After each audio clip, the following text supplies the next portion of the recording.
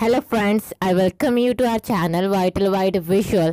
तो आज के इस वीडियो में हम डिस्कस करेंगे follow up question of describe a law on environmental protection. Guys, जैसे कि आपको पता है ये वीडियो पार्ट 2 है एंड पार्ट 2 का लिंक आपको आई बटन में मिल जाएगा जिसमें बाकी के 7 क्वेश्चन डिस्कस किए हैं। सो आज के इस वीडियो को हम 8th क्वेश्चन से स्टार्ट करेंगे। So the 8th question is, do you think both man and women can be police officers? So हमें यह बताना है कि हमें क्या लगता है कि जो मैन हैं या वुमेन हैं दोनों पुलिस ऑफिसर हो सकते हैं या नहीं। सो the answer of this question is I consider that, मुझे लगता है। आप देख सकते हो गाइस, क्वेश्चन में हमें थिंक पूछा गया था तो आंसर में मैंने बोल दिया कंसिडर। सो ये इसका सिनोनिम हो गया। सो ये बहुत ही अच्छी पैराफ्रेजिंग है गाइस, आपको पैराफ्रेजिंग करनी चाहिए स्पीकिंग में अच्छे बैंड्स के लिए। That both male and female, यहाँ पे मैन एंड वुमेन लिखा था तो हमने बोल दिया male and female can be police officers. So मुझे लगता है कि जो मेल हैं या फीमेल है दोनों पुलिस ऑफिसर हो सकते हैं बिकॉज क्योंकि gender bias does not hold ground in any profession.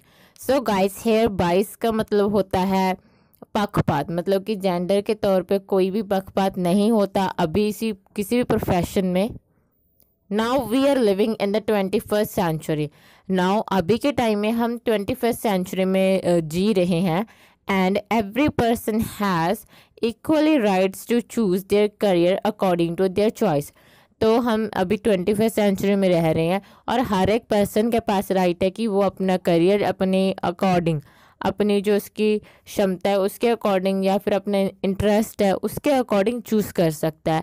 सो इसीलिए both the man and women are equally capable of serving in the police department. So जो मैन हैं या फिर वुमेन है वो दोनों इक्वली केपेबल हैं, अपनी सेवा कर सकते हैं पुलिस डिपार्टमेंट में। So this is the answer of 8th question. So here we have the 9th question, do you think the police officers are paid too much? तो हमें पूछा गया है कि जो पुलिस ऑफिसर्स हैं उनको बहुत ज़्यादा ही सैलरी मिलती है। तो हमको ये बताना कि मिलती है तो हाँ बोलना, अगर नहीं मिलती तो नहीं बोलना। So the answer of this question is from my perspective, मतलब मेरे नज़रिए से the police officers are not paid too much, कि उनको ज़्यादा सैलरी बिल्कुल भी नहीं मिलती। Their duty is very important in the nation, उनकी जो ड्यूटी होती है, जो उनकी सेवा होती है वो बहुत ही ज़्यादा महत्वपूर्ण होती है अगर हम बात करें किसी भी कंट्री में या किसी भी नेशन में। And they face too many dangers while performing their services, जब वो अपनी ड्यूटी निभा रहे होते हैं तो उनको बहुत ज़्यादा डिफ़िकल्ट सिचुएशन, जो कि ख़तरनाक सिचुएशन भी हो सकती है, उनका सामना करना पड़ता है। सो इसीलिए they are paid well in accordance to their duties, इसीलिए जो उनको पे दी जाती है या फिर जो उनको सैलरी मिलती है वो ठीक है, उसके अकॉर्डिंग अच्छी मिल रही है।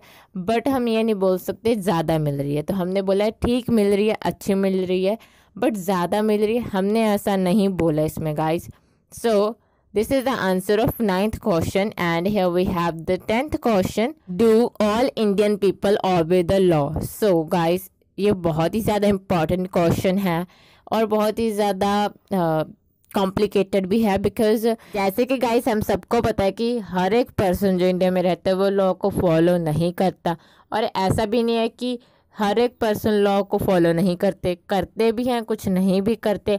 तो हम 100% यहाँ पे पूछा गया कि ऑल 100%, हम बोल सकते हैं कि 100% तो नहीं करते। अगर हमने बोला कि 100% करते हैं, मान लो हमने ये बात एग्जामिनर को बोल दी तो एग्जामिनर पूछेगा फिर क्यों क्राइम रेट क्या आपके कंट्री में, तो हम क्या बोलेंगे कि हाँ क्राइम्स हो रही है हमारी कंट्री में, तो छोटे मोटे क्राइम होते हैं। तो वो पूछेगा कि आप तो बोल रहे हो कि सारे लॉ को मानते हैं, अगर लॉ को मानते हैं तो वो क्यों क्राइम कर रहे हैं, तो इसका मतलब कि आप झूठ बोल रहे हो। तो वहाँ पे क्या हो जाएगा, हमारा जो आंसर हो जाएगा वो बहुत ही ज़्यादा रॉन्ग हो जाना है। तो इसीलिए हमको थोड़ा सा नेगेटिव यहाँ पे बोलना पड़ेगा गाइस। हम इसको 100% नहीं लेके जा सकते बट 50-50 कर सकते हैं, ऐसा हो सकता है इसका आंसर। टू बी ऑनेस्ट, अगर मैं सच बताऊं, it is very difficult to say that every person follow the law. भी ये बहुत ही ज़्यादा मुश्किल है बोलना कि हर एक पर्सन लॉ को फॉलो करता है, बिकॉज क्योंकि some time multitudes break the law, क्योंकि कभी कभी क्या होता है जो लोग हैं वो लॉ को ब्रेक करते हैं। It is depend on the situation, ये डिपेंड करता है सिचुएशन क्या है। बिकॉज क्योंकि सम टाइम कभी कभी इन एन इमरजेंसी सिचुएशन और कंडीशन, जो एमरजेंसी सिचुएशन होती है या कंडीशन होती है उसमें लोग क्या करते हैं, डिसओबे कर देते हैं लॉ को। तो आगे बढ़ते हैं। नेक्स्ट क्वेश्चन क्या है, are there laws about education in India. तो हमें पूछा गया कि इंडिया में एजुकेशन से रिलेटेड कोई लॉ है, कोई कानून है। तो हम बता सकते हैं यस कि हाँ, इन माई कंट्री, मेरी कंट्री में there are many laws regarding education, की एजुकेशन के ऊपर बहुत ज़्यादा लॉज बनाए हुए हैं, कानून बनाए हुए हैं एजुकेशन के ऊपर। बट पर द मोस्ट इम्पॉर्टेंट लॉ, पर सबसे ज़्यादा इम्पॉर्टेंट लॉ की बात करते हैं अगर हम अबाउट स्टडी से related is right to education. Right to education ये एक लॉ का नाम है गाइस, ये आपको याद करना ही पड़ेगा अगर आपने ये क्वेश्चन का आंसर देना है। This law describe the importance of free and compulsory education for children in the age group of 6 to 14 years in India. So guys, जो ये लॉ है वो क्या डिस्क्राइब करता है, वो डिस्क्राइब करता है जो महत्वपूर्ण फ्री या फिर कंपल्सरी, मतलब पक्की तौर पे ही देनी है ये एजुकेशन बच्चों को, जिनकी एज ग्रुप मेंशन किया गया है यहाँ पे 6 से लेके 14 साल के बच्चों को कंपल्सरी है कि उनको फ्री एजुकेशन दी जाए। ये गवर्नमेंट स्कूल्स में होता है, आप सबको पता ही होगा गाइस, ये इंडिया में होता है। गवर्नमेंट ने ऐसा बोला कि फ्री एजुकेशन देनी चाहिए, ये कंपल्सरी है हर एक पर्सन के लिए, हर एक बच्चा है। जो कौन से एक्ट के अंडर आती है आप ये भी बता सकते हो, अच्छा इंप्रेशन पड़ सकता है इससे। तो आप बता सकते हो under article 21A of the Indian constitution. So जो आर्टिकल 21A है उसके अंडर में आता है ये लॉ, एंड ये इंडियन कॉन्स्टिट्यूशन में है, जो भारत का संविधान है उसमें आता है ये। So this is the answer of 11th question, and here we have the 12th question. What kind of rules do schools in India have? So हमें पूछा गया कि जो हम इंडिया में स्कूल्स होते हैं उसमें किस तरह के लॉज होते हैं या फिर रूल्स होते हैं, हम ये बोल सकते हैं। So the answer of this question is in India, India में there are various rules that schools have. So school जो इंडिया है उसमें बहुत ज़्यादा स्कूल्स हैं और स्कूल्स में डिफरेंट टाइप्स ऑफ रूल्स होते हैं और बहुत ज़्यादा रूल्स हैं। सच एज जैसे कि student must wear their uniforms, ये लॉ तो सबको ही पता होगा कि ये रूल्स हमारे स्कूल में होता है कि आपको यूनिफॉर्म डालना ही डालना है, स्टूडेंट्स हो तो यूनिफॉर्म डाल के आना है with pride and ensure that they look neat and presentable eight all times. और हमें ये जो हमारा यूनिफॉर्म है उसको साफ़ सुथरा रखना है, हमें अपना आप साफ़ सुथरा रहना होता है स्कूल में। तो ये रूल्स होते हैं जो सिंपल और बेसिक रूल्स हैं जो कि हमें और छोटे होते से ही समझ आ दिए जाते हैं स्कूल्स की ओर से और पेरेंट्स की ओर से।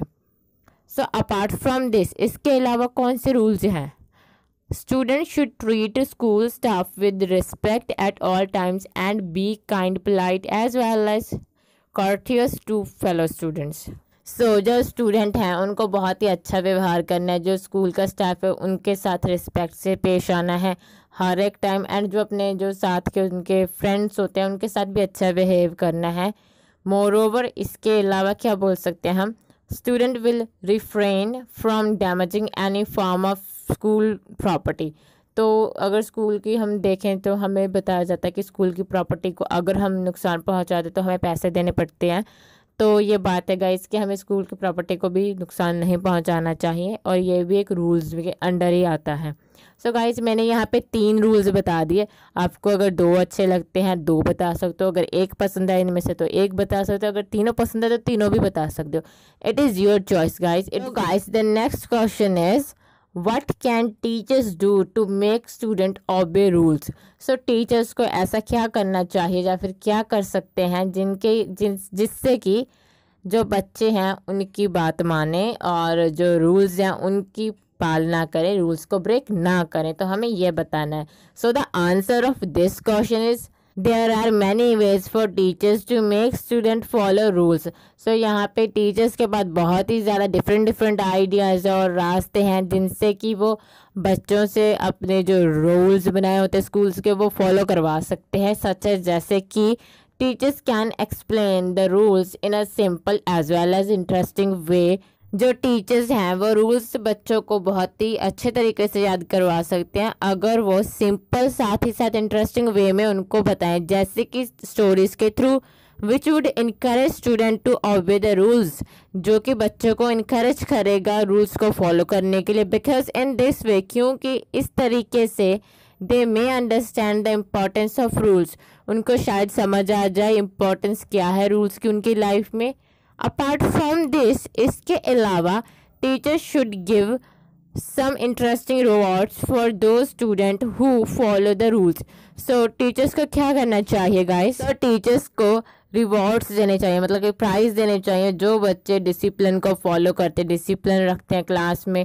उनको अगर वो प्राइज़ देंगे तो जो दूसरे बच्चे हैं वो भी मोटिवेट होंगे कि हमें भी प्राइज़ मिले, वो भी रूल्स को फॉलो करेंगे, which would motivate other student to obey rules. And here we have the next question, and this is the last question guys। what should parents do to educate children about laws? तो क्या करना चाहिए parents को कि वो बच्चों को educate करवा सके लॉज के बारे में। So here we have the answer of this question. There are many ways. So यहाँ पे बहुत ज़्यादा रास्ते हैं विच कैन हेल्प गार्डियंस, जो कि गार्डियंस का मतलब होता है पेरेंट्स, जो कि पेरेंट्स की हेल्प कर सकते हैं टू एजुकेट वर्ड्स। वर्ड्स का मतलब होता है children, this is the synonym of children guys. So जो कि माता पिता की हेल्प कर सकते हैं कि वो अपने जो बच्चे हैं उनको एजुकेट करवा सकते हैं लॉज के बारे में, रिगार्डिंग लॉज सच एज, जैसे कि parents can give information regarding the laws.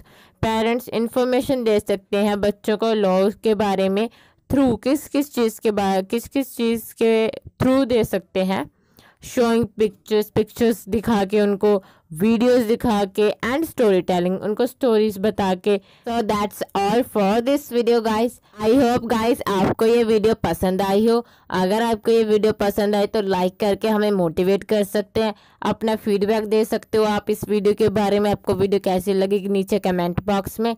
इसके अलावा इस चैनल को अगर फर्स्ट टाइम विजिट कर रहे हो तो आप सब्सक्राइब कर सकते हो, जिससे कि आपको आज की वीडियोस और देखने मिल सके इस चैनल पे। And the last thing, notification जो बेल है, जो बेल आइकन है, उसको दबाना बिल्कुल भी मत भूलना गाइस, क्योंकि उस बेल को प्रेस करने के बाद आपको हमारी हर वीडियो को नोटिफिकेशन जल्दी से जल्दी और आसानी से आपके फ़ोन में आ जाएगा। So bye bye guys and take care.